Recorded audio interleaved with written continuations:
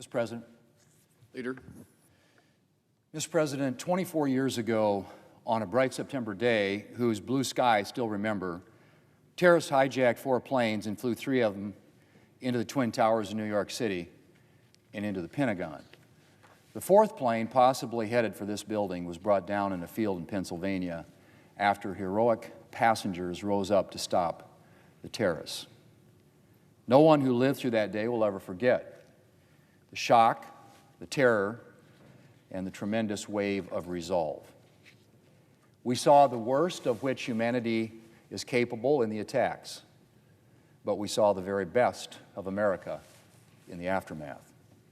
The heroic passengers on Flight 93, the firemen who walked up the stairs into the towers as civilians were running down, the ordinary Americans who rushed to help, the lines to donate blood, the vast donations raised, the renewed sense of patriotism and national unity. 24 years on, Mr. President, most of the visible scars of the attacks are gone. The Pentagon and One World Trade Center stand proudly. But my thoughts and prayers on this anniversary remain with those who still bear the invisible scars of that day. With them and with all those in the years since who have stood between our country and terror.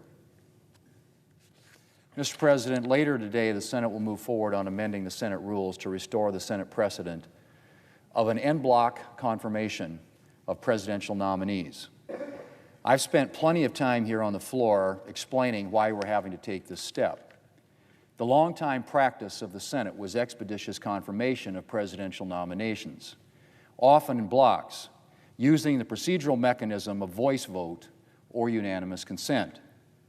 That didn't mean rubber stamping every nominee, but it did mean that the Senate allowed the President to assemble his team so that he could carry out the job for which he was elected.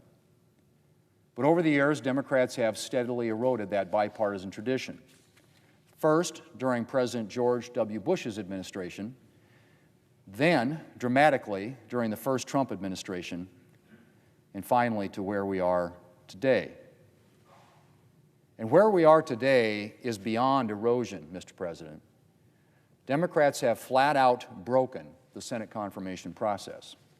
We are more than 7 months into President Trump's current term, and the Senate has yet to confirm one single civilian nominee by unanimous consent or voice vote. Now, to put that into perspective, by this point in his administration, President Biden had had 76 civilian nominees confirmed by voice vote. 76. President Trump has not had one. The first president on record to be in this position. The first president on record, Mr. President. Democrats have dragged out the process on every single civilian nominee, including on nominees they ended up supporting on final passage. 62 out of the 139 nominees we've confirmed have been confirmed with Democrat support. Democrats have refused to voice vote any of them. Why? Petty partisanship, Mr. President. Nothing more, nothing less, nothing else. The Democrat leader, of course, would claim that it's because we're dealing with historically bad nominees. But I won't waste time today debunking that. I don't need to. It's been debunked for me by the fact that close to half of President Trump's nominees have received Democrat support on final passage, and by the scores of Trump nominees who've emerged from committee with bipartisan support. No, this isn't about historically bad nominees. This is about petty partisanship. Democrats and their political base cannot deal with the fact that the American people elected President Trump. And so they're dragging out every confirmation in retaliation.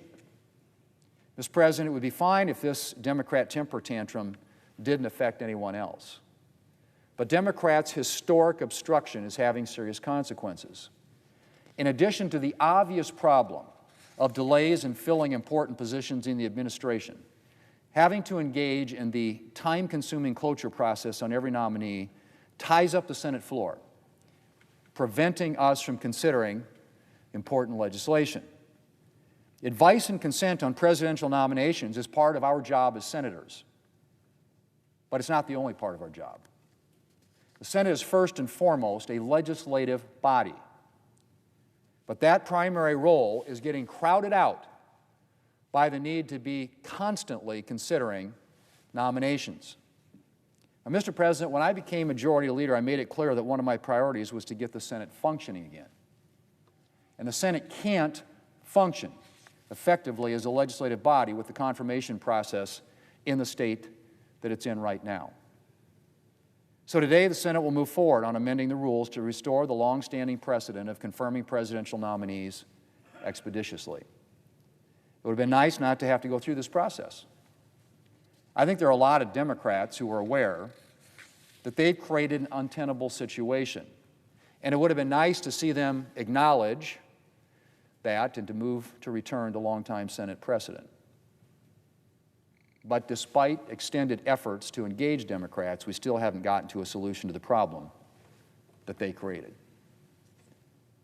Time's about to run out. One way or the other, we're going to fix this today.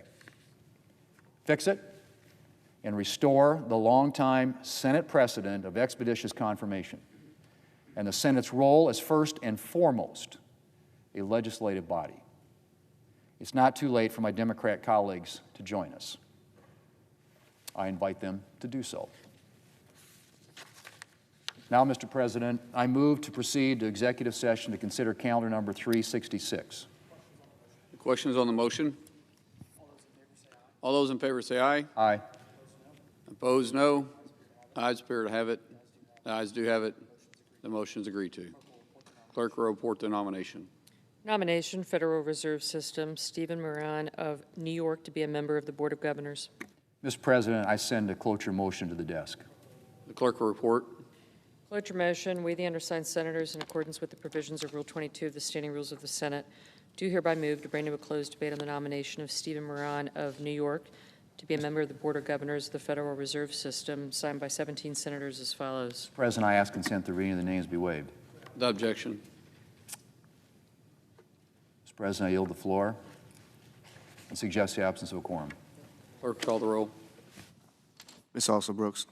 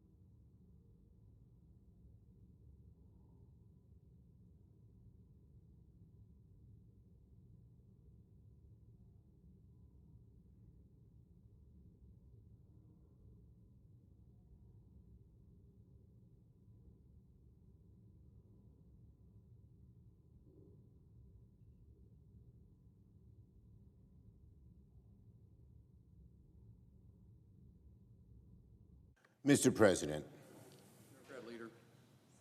I ask unanimous consent the quorum be dispensed with. Mr. President, 24 years ago today, September 11th, 2001, started off like any other day in New York City. The weather was beautiful. People were out and about. It was primary day. People were lining up to vote. Then, in an instant, everything changed. At 8:46 a.m., Flight 11 crashed into the North Tower of the World Trade Center. There was chaos and confusion. 17 minutes later, Flight 175 crashed into the South Tower. The reality of what was happening became clear. This wasn't a horrific accident. America was under attack. New York City was ground zero. The course of American history was changed forever. 24 years later, not a day has passed that I haven't thought about the people we lost that day, including 3 friends of mine. A guy I played basketball with in high school, a businessman who helped me on the way up, a firefighter I did blood drives with around the city. May their memories be a blessing. I still think about the scenes when I arrived at Ground Zero in the aftermath of the attack the day after. The putrid smell of death, of burnt flesh, was in the air. I remember the rows upon rows of people holding up makeshift signs with photos of their missing loved ones because no one knew who was alive and who wasn't. Have you seen my brother Bill? Have you seen my daughter Mary? The anguish on their faces stays in my mind to this day. They're the kind of heart-wrenching images that will stay with me for a lifetime. While 9/11 was America's darkest hour, I also saw New Yorkers in our finest moments. There were countless acts of kindness by strangers to help each other. In the midst of the tragedy that the world saw, the true strength of America and New York came through.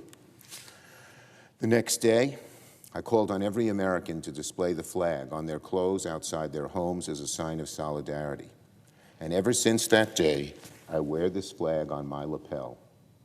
And every time I look at it, I think of those who were lost.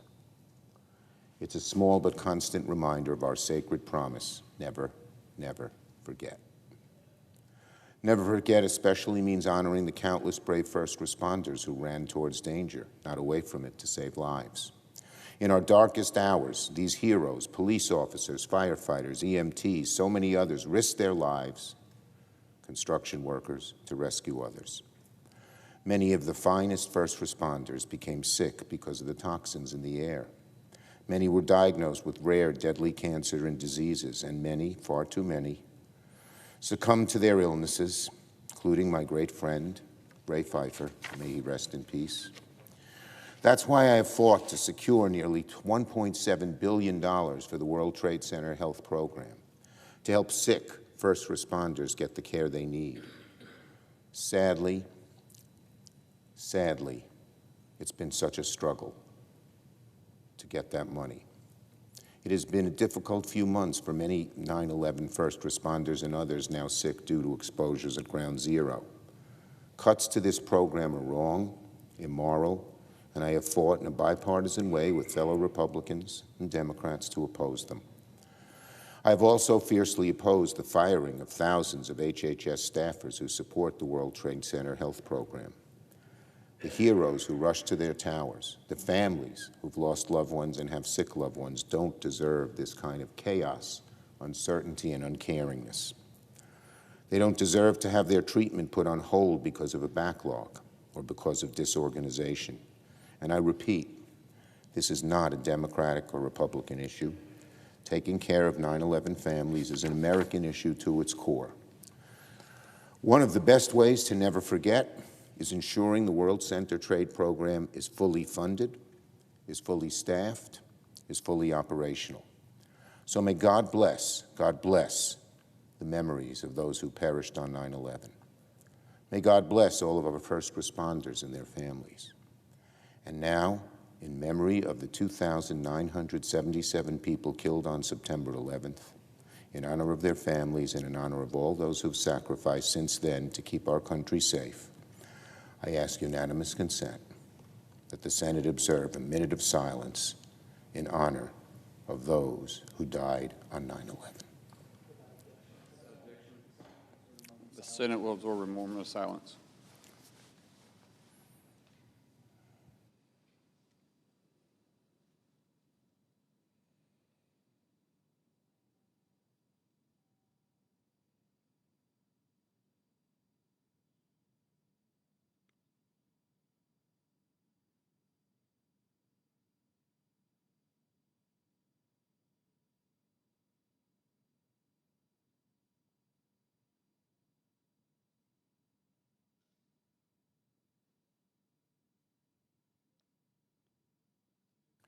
Thank you, Mr. President. May we never, never forget the memories of those who we lost. Now, on another awful subject, I was shocked and horrified to learn about the murder of Charlie Kirk yesterday afternoon. All of us in the Senate pray for Charlie's family, his wife, his kids. The loss they feel today is incomprehensible. We thank all of the first responders who were on the scene yesterday, who continue to work with the murderer, until the murderer is brought to justice.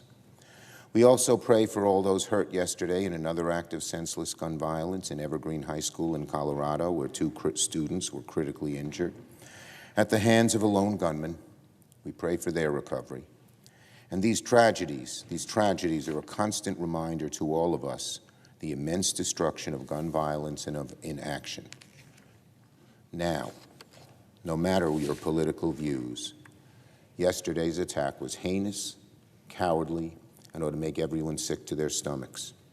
Political violence is the enemy of democracy, and we have an obligation on all sides to fight it at every turn. We must condemn it whenever it arises, wherever it arises, including this heinous murder of Charlie Kirk.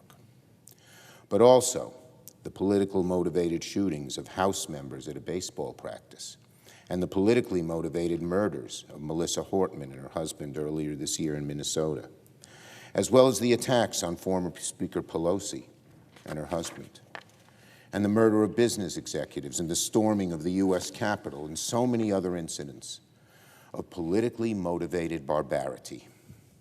These attacks are attacks on all of us, all of America. And if we fail to quell the fires of political violence, regardless of where it comes from, it will become the norm. There should be no finger pointing, because this is an attack on our democracy itself. And if we fail to quell those fires, our democracy will be doomed. We can disagree with our ideas, but not with weapons and bloodshed and killing. And so, we mourn the murder of Charlie Kirk and pray for his family. We pray for those injured in Colorado, and we must work together to bring political violence and the scourge of gun violence to a quick end. And let me finally say a brief word on appropriations after those 2 sad, sad subjects. I want to say a brief word on keeping the government open in a bipartisan way. I just met with House and Senate Democratic leadership to talk about appropriations. House and Senate Democrats are in total agreement. What the Republicans are proposing is not good enough for the American people and not good enough to get our votes. The American people are hurting with high costs, particularly health care. And Leader Thune and Speaker Johnson have an obligation to sit down with us, the Democratic leaders, in bipartisan negotiations if they want our votes. The American people are hurting. Health care is being decimated on all fronts. People are losing jobs. People seeing costs go through the roof. People are losing health care. People are going to die because of these cuts. So Democrats' positions is clear, and we are united. Republicans have to come to meet us with a true bipartisan negotiation to satisfy the American people's needs on health care and lower people's costs. Without that, they won't get our votes, plain and simple. On inflation, This morning, the Department of Labor reported inflation in August accelerated 2.9% from a year earlier. That's the highest year-to-year number so far this year. Inflation's getting worse. So much for Donald Trump's promise to lower costs on day one. We're well past the point where you can't make it through the day without seeing more evidence that Trump's tariffs are hurting our economy. Donald Trump, a billionaire, can post on social media there's no inflation to his heart's delight. But Americans know he's lying every time they pay more for coffee and beef and rent. And it's all self-inflicted because of these tariffs. Soon, Senate Democrats will force action on legislation stopping these destructive tariffs because we need to protect people back home. I urge our Republican colleagues to join us when that time comes. I yield the floor. Note the absence of a quorum. Clerk, call the roll. Ms. Alsobrooks.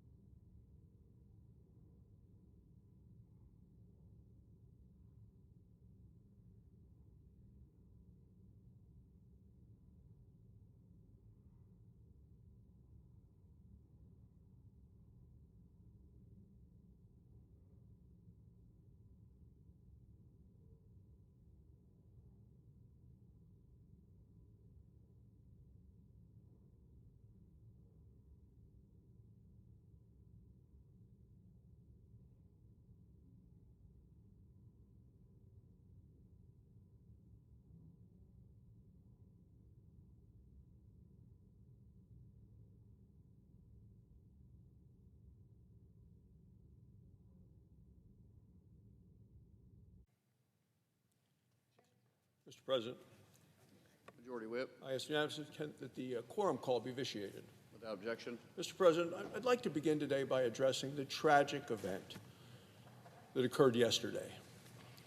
13 years ago, an organization called Turning Point USA was launched to fight back against liberal indoctrinations that was occurring on college campuses. It began, as you know, as a little organization, quickly grew into a dominant force of conservatism on college campuses. It became a national movement. At the center of this was an 18-year-old young patriot named Charlie Kirk. From students and parents all the way to President Trump, they all admired Charlie. He was a college dropout who brought debate and dialogue back to our country. For 13 years, Charlie did the most courageous thing in American life.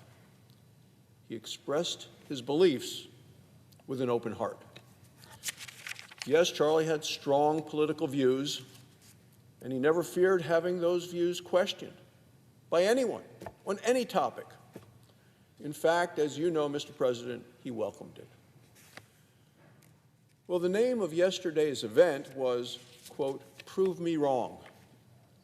It's a fitting testimony to Charlie's fearlessness. For those political convictions, for that personal courage, Charlie became the latest target of political violence. Many of us knew Charlie personally, as did I. You and I were with him, Mr. President, in October 31st. We were with him in Phoenix, Arizona, during a campaign event with President Trump. He became a beacon for a better, brighter America. Charlie reminded all of us that civil debate makes our arguments sharper, and it makes our society better. We must live as Charlie lived during his all too brief life, with courage and with conviction. God bless Charlie Kirk. May God bless his family, and may he rest in peace. Mr. President, on a separate matter, Senate Republicans today are prepared to break the Democrat nomination blockade. Senate Republicans are determined to overcome Democrats' confirmation obstruction. Senate Republicans are prepared to restore the Senate to the way it's supposed to work. For 2 centuries, most presidential nominees have sailed through this chamber by voice vote, by unanimous consent. That was the gold standard for advise and consent. Senator Schumer and the Democrats abandoned it. Instead of deliberation, Senate Democrats chose unprecedented delay. That ends now. This year, Democrats have forced the Senate to waste 210 hours of pointless procedural theatrics. That's 210 hours not used for debating legislation to fight crime, to secure the border, to unleash American energy, and to grow the economy. Modern presidents have over 1,000 positions requiring Senate confirmation. And as a result, only 12% of President Trump's team is today on the job, and it's because of obstruction. It's because Democrat delays. They've delayed positions vital to America's safety, vital to our prosperity, and vital to our diplomacy around the world. These remain empty. Let me name a few. The Director of National Counterintelligence for Security. That's the person responsible for protecting us from foreign spies. Empty. The Undersecretary for Nuclear Security at the Energy Department, the person responsible for safeguarding our nation's nuclear weapons. Empty. Ambassadors to key NATO allies as war rages in Europe. Empty. The Inspector General at the Central Intelligence Agency. Empty. The Deputy Trade Representatives as America negotiates historic trade deals. Remains empty. Empty positions cannot keep our nation safe. Empty positions, they invite Russia, China, Iran, North Korea, they invite them to test us.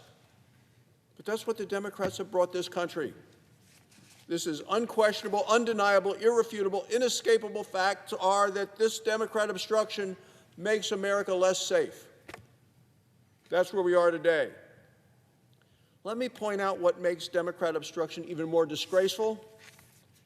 It destroys their own precedent.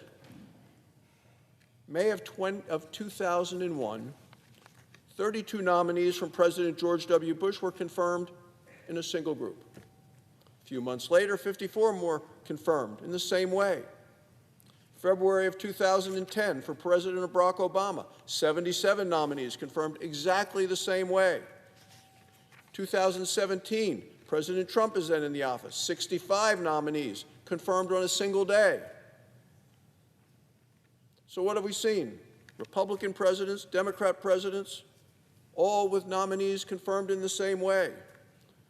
The Senate approved those nominees then. It's a long-established tradition in the Senate. That's the way the confirmation process is supposed to work. Just 4 years ago, President Biden in the White House, 36 nominees confirmed the exact same way. I want to just get back to this 4 years ago.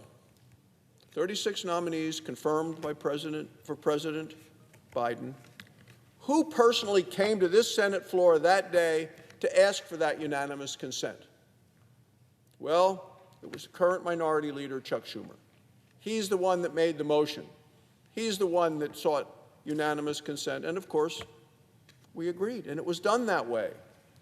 All these groups of nominees, from President Bush to President Biden, were confirmed by unanimous consent. But now that Donald Trump is president again, Senator Schumer calls the process, in his words, quote, beyond the pale of doing what he just asked to be done when President Biden was in the White House. When the Minority Leader claims this week, he said Republicans are breaking the Senate norms, he is trying to rewrite history. Who's he trying to fool? For the past 25 years, the Senate has confirmed routine nominees together in groups. It's been done for Republican presidents, Democrat presidents, but not anymore, not when President Trump was elected this past year.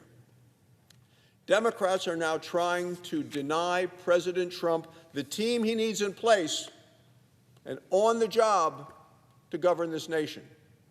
Look, the American people elected President Trump to lead, not to watch his administration be held hostage by partisan politics. Today, Senate Republicans are going to return to the very practice that Democrats endorsed and followed until President Trump got elected.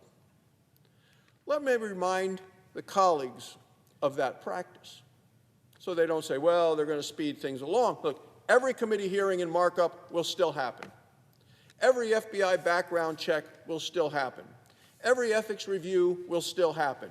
Every nominee will still appear before committees. Every nominee will still answer questions from senators, and every nominee will still have a vote in a committee. Scrutiny of each and every nominee is going to continue. What comes to the end is what is Senator Schumer's reign of procedural terror. The Schumer confirmation shutdown ends today. And to my Democrat colleagues, let me say, if you disagree with our effort to get the Senate working again, it's up to you to explain to the American people why you have chosen to paralyze the Senate. You need to explain why you chose to stop doing the work that you were elected to do. Republicans are getting this Senate back to work on behalf of the American people, and beginning next week, the backlog of President Trump's nominees will be confirmed, and they will be put to work to get America back on track.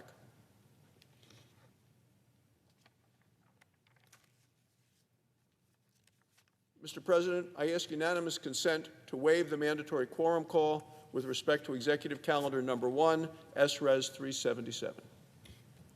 Would you have objection? Thank you, Mr. President. Notice the absence of a quorum. Clerk will call the roll. Ms. Alston Brooks.